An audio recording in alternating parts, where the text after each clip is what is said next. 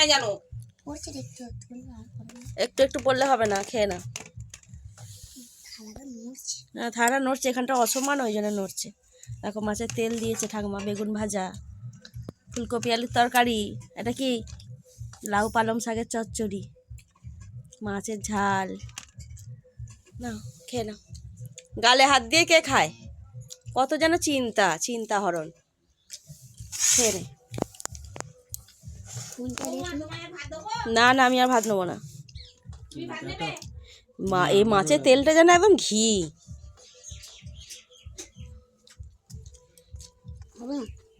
কিটা কেন, তুই তো ভালোবাসিস খেতে, খা।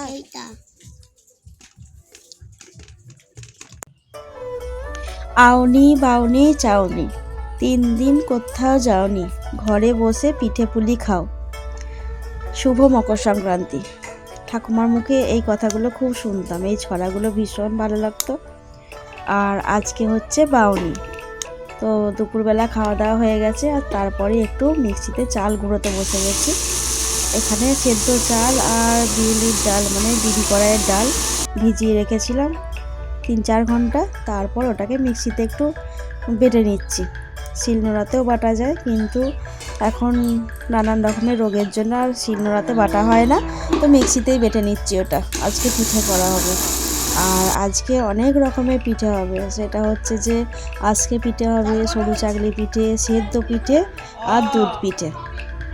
তো আমার চাল গুঁড়ানো হয়ে গেছে, আর এদিকে কয়েকজন এসেছিল তাওয়া নিতে, যাতে ওই সরু চাকলি পিঠে করা হয়। আর আজকে পিঠে করার জন্য ওই গোল গোল ছড়ার মতো দেখছেন, ওইগুলো নিতে এসছে। তো মা ওইগুলো দিয়ে দিচ্ছে, আর আমিও এই সুযোগে একটু ভিডিও করে নিলাম। এই দেখুন, এইগুলো নিয়ে যাবে ওরা।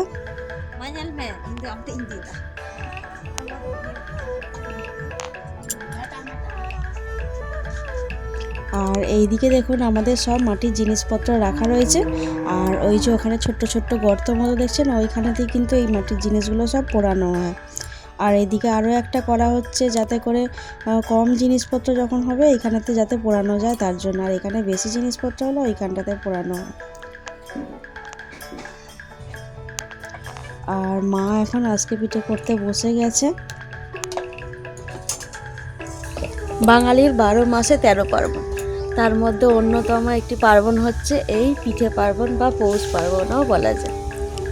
তো আমাদের গ্রামের দিকে এই পিঠে পুলি উৎসবটা কিন্তু খুব ভালোভাবে পালন করা হয়। আর আমাদের ফার্স্টেই আজকে তৈরি হচ্ছে আজকে পিঠে। তো এই ছড়াটাকে মা ভালো করে আগে মাঝখানে ওই কালো মতো দেখা যাচ্ছে ওখানটাতে একটু কুঁড়ো দিয়ে ভালো করে পুড়িয়ে নিয়েছিল, যাতে করে পিঠেগুলো ভালোভাবে উঠে আসে। আর এটা আলো চালের গুঁড়ি দিয়ে আর একটু গরম জল দিয়ে ভালো করে মেখে নিয়েছে নুন দিয়ে, আর কি সুন্দর হচ্ছে। আর মা ওই পিঠেগুলো করার পর কিন্তু একটু ধুয়ে নিচ্ছে, যাতে করে পিঠেটা পরিষ্কারও থাকে আর খুব নরম হয়। আর দেখতে দেখুন একদম সাদা ধপধপে হয়েছে, নিচের দিকে একটু লেগেও যায়নি, কিচ্ছু হয়নি, ভীষণ সুন্দর হয়েছে। তো এই আজকে পিঠেগুলো করা হচ্ছে কারণ এগুলো এই হাঁড়ির মধ্যেতে দিয়ে আমাদের বাউনি বাঁধার একটা নিয়ম আছে, তাই জন্যই মা এইগুলো আগে করে নিচ্ছে। তারপর কয়েকটা সেদ্ধ পিঠে করে নেবে, আর 2টো সরু চাকলি পিঠে মা করে নেবে, তারপরেতে আমি করে নেবো। আর কাঠের জালে এই সমস্ত পিঠে কিন্তু খুব সুন্দর হয়।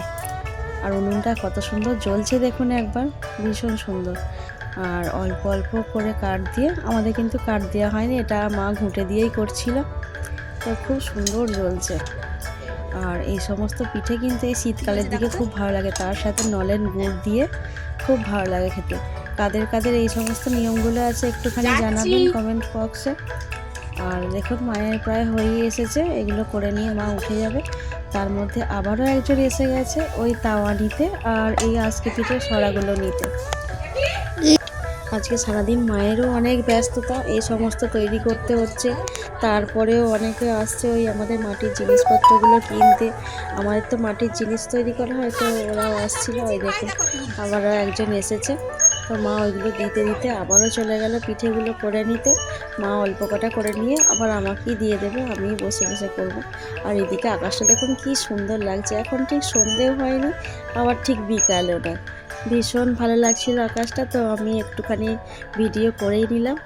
আর এদিকে ফুলগুলো কি ভালো লাগছে দেখুন, এক গাছ করে ফুল হয়েছে। আমাদের পাড়ার সবাই এখানে ফুল তুলতে আসে, এখান থেকেই ফুল নিয়ে যায় পুজো করার জন্য। আর শিম গাছটা দেখেছেন, এক গাছ শিম এসেছে, সাদা শিমের গাছ এটা আমাদের। আর তার মধ্যে করে তো কুমড়ো গাছও উঠেছে, কুমড়ো গাছে তো ফুল হয়ে আছে দেখতেই পাচ্ছেন। আর এখানে মা একটু খড় রেখে দিয়েছে, এই দেখুন আমাদের কুমড়ো ফুলটা উঁকি মারছে শিম পাতার ভিতর দিয়ে। আর মা এখানে কয়েকটা খড়ের থেকে ফিরে নিয়েছে, ওই খড়গুলো রেখে দিয়েছে ওই হাঁড়ির গায়েতে, যেই যেই জায়গাগুলো সব বাউনি বাঁধতে হয় সেই জায়গাগুলোতে মা বাউনি বাঁধবে বলে। আর এই দেখুন এক গাছ শিম হয়েছে, কত শিম দেখেছেন। আর তারপরে আমিও বসে পড়েছি, বাকি পিঠেগুলো সব আমি আজকে করে নেব, কারণ মা তো ওইদিকে প্রচুর ব্যস্ত, সবাই আসছে জিনিসপত্র কিনতে।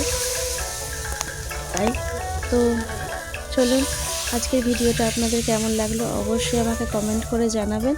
আর ভিডিওটা যদি ভালো লাগে প্রত্যেক দিনকারের মতো আবারও বলি, একটি লাইক করে দেবেন, একটি কমেন্ট করে জানাবেন, আর অবশ্যই আমার চ্যানেলটাকে সাবস্ক্রাইব করে আমার পাশে থাকবেন।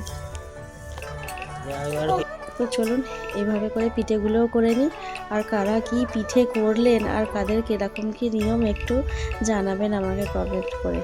তো সবাই ভালো থাকবেন, সুস্থ থাকবেন, দেখা হবে আবার নতুন একটা ভিডিও নিয়ে।